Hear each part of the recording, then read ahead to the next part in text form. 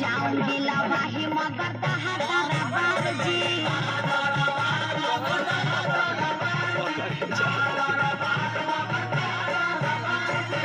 बात समझ रहे हैं?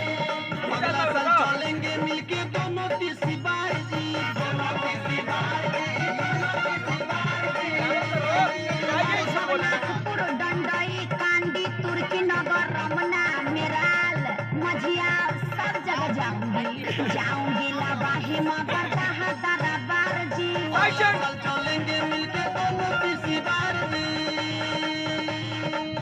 भाई सुना यार, ठीक बात नहीं किया के सुतो ना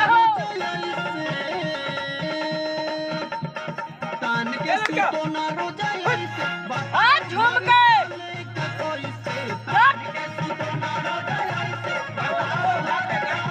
जाओ।